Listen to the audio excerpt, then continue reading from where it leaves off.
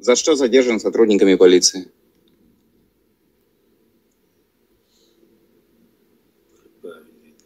Ну что, за что задержан? Ну что я с девушкой там был. С какой девушкой? Как девушку зовут? Угу. Сколько девушке лет? 15. Угу. Что ты с ней делал? Целовался, трогал. Вину свою признаешь? Да.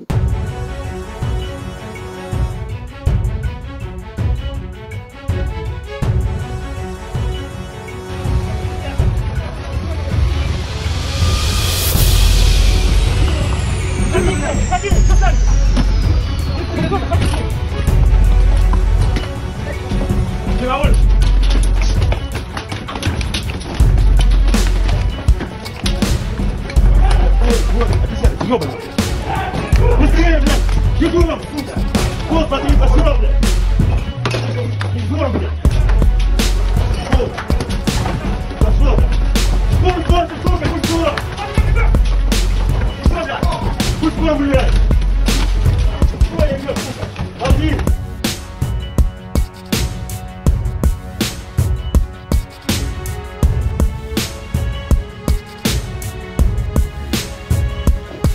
Assalomu alaykum qadrli obunachi, sog'misiz, salomatmisiz? Musofirlar, bardam bo'laylik. Chidaymiz, o'tib ketadi. Buni ham bir ko'rgili ekansizlar.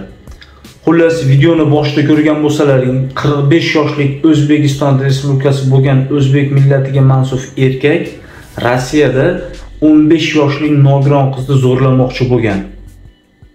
Shuning uchun Moskvada red bo'lgan mana shu iflosni, mana shu marazni topishlik uchun red bo'lgan Moskvada. Undan keyin dalcha 1-iyulgacha Sankt-Peterburg va Moskvada redlar to'xtatilmasligi aytilyapti. Mana shu iflosni orqasidan o'zimizni iflos o'zbek mana shu ishni qilib, mana shuni orqasidan mana yuzlagan odamlarni red qilib olib ketib, shtraf qilib, tinch ishlab yurgan migrantlarni o'sha halovatini buzyapti. Azizlar, uxlamadim men to'g'risi. Hali chiqargan videoyimni o'ylab, nima uchun bu Rossiyadagilar bizning mehnat muhojirlariga adolatsiz nohaqlik qilaveradi? Biz yerdan chiqqan qo'ziqorimizmi? Chidamadim. Uxlolmadim, oqtardim, sababini oqtarib oxiri topdim. Bahrom Ismoilovda topdim. Migrant uzda topdim. Yana bir ikkita yurist blogerlar bor. Ularni ham kanallariga o'tib ko'rib topib, videosini topib mana sizlarga qo'yibman. Mana o'zini mashinaga birinchi ushashgandagi qilishgan so'rovi, ya'ni doprosi. Nima uchun ushaldik deb so'rovdi. Bitta qizga tegajonlik qilganim uchun deyapti. Ismi nima desa palonchi deyapti. Necha yoshida deyapti desa 15 yoshida deyapti. 15 yoshli qizga tegajonlik qilgan 45 yoshli erkak. Misol uchun, siz akamsiz, opamsiz kechirarmidingiz shunaqa odamni? Kechirarmidingiz shunaqa odamni? 15 yoshli bolachaga, qizchaga kimdir tegajonlik qilsa mahallangizda kechirarmidingiz? Shunaqa ba'zi bir iflos, maraz kasofatlarni kasofatiga mana biz qolyapmiz. Halol pok ishlayman degan mehnat muhojirlari qolyapti. Hozir men yarim tun 2 bo'lyapti soat. Topdim, hozir topib video qilib joylab musofirlarga tushuntirib aytib qo'ymasam uxlalmayman deb vijdonim qiynalgani uchun video qilib chiqarib ko'rsatyapman sizlarga. Azizlar, bitta narsani men aytib o'tib ketay, sizlardan iltimos. Rossiyada xotinsizlikka chidalmasdan qisib yura olmayapsizmi? Uyingizga keting. Uyingizga keting. Behazilga.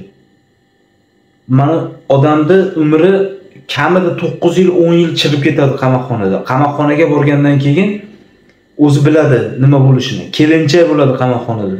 Kelinchak bo'ladi.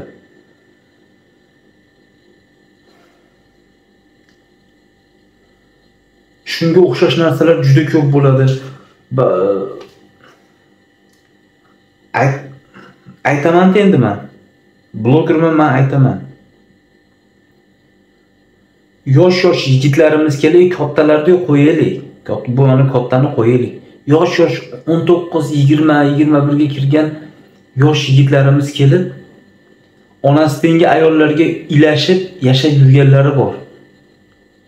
Onasi tengi ayollarga ilashib yashab yurganlari bor. Ko'zi erta ochilib qolyapti shu bolalarda.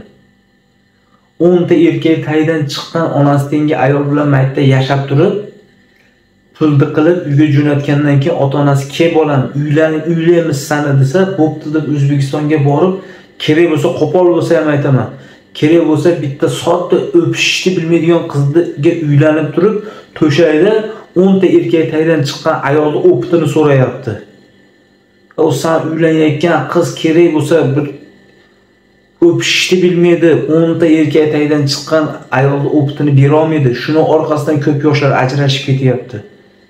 Agar ayb kuyov bola tomonidan qidiriladigan bo'lsa-da, meni o'zimning atrofimda Rossiyaga birga kelgan do'stlarim ichida eng oxirgi men uylanganman. Xuddi men aytayotganimdek, sizlarga aytib berayotganimdek.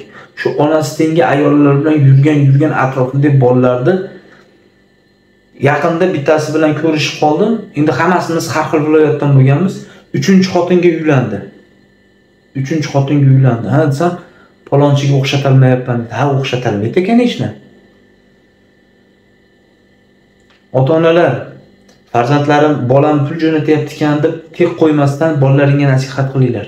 U kattalar. Mana bitta katta.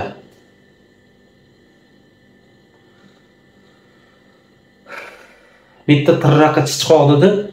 Butun millat, nafaqat o'zbeklar, bu yerda tojiklar, bu yerda qirg'izlar, bu yerda qozoqlar vayronini chiqarib yubordi.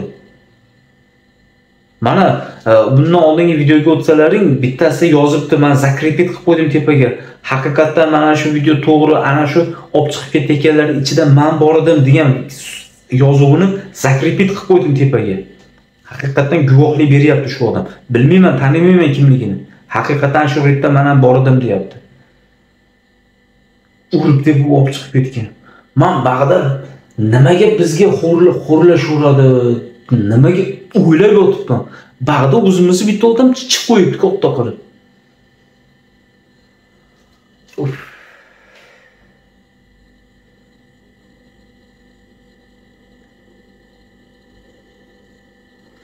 Tekin pishloq qopqonda bo'ladi. Iskandar Makedonskiy bor, bloger.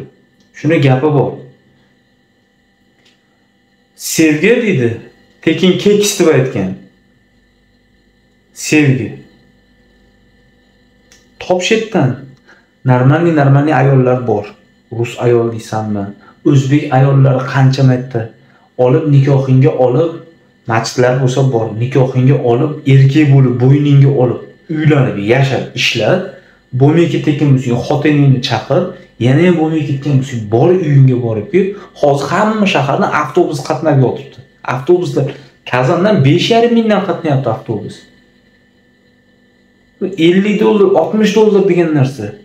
Uyga borib kelish $200 puling bo'lsa, uyga g'izlatib borib kelasiz 15 kunga. Nomard.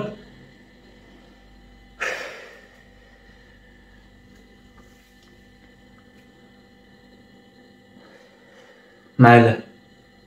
Bular chiqibdi. Sizlarga ham bezovta qildim yarim kechasidir. Endi bu videoni ertalabga chiqarib yuboraman, xudo xolasa. O'zlaringizni ehtiyot qilinglar azizlar. Iltimos, xotinsirab qolgan, bo'lmay qolgan odamlar ishxonangizga borib arizangizni yozib, menga otpiska beringlar, iloji yo'q deb yozib, uyingizga borib keling. Shart emas, samolyotga $200-300 deb bilet olishingiz. Avtobuslar, taksilar qatnayapti. O'shalarda borib kelsangiz ham bo'laveradi, arzonroq. Puldan lekin o'n qilaman deysiz. Mana isqirtga o'xshab bitta ish qilib o'tirib qo'ysangiz, butun millat sharmanda qilasiz, 10 yil 15 yil kirib ketasiz. Yana voyaga yetmagan qizga teginadi. Ha, nomard. Sani qizingga teginsa nima qilasan? Sani bolangga teginsa nima qilasan? Voy nomard. Yana nogiron qizcha ekan. Mayli azizlar, salomat bo'linglar. Rahmat oxirigacha ko'rganlaring uchun.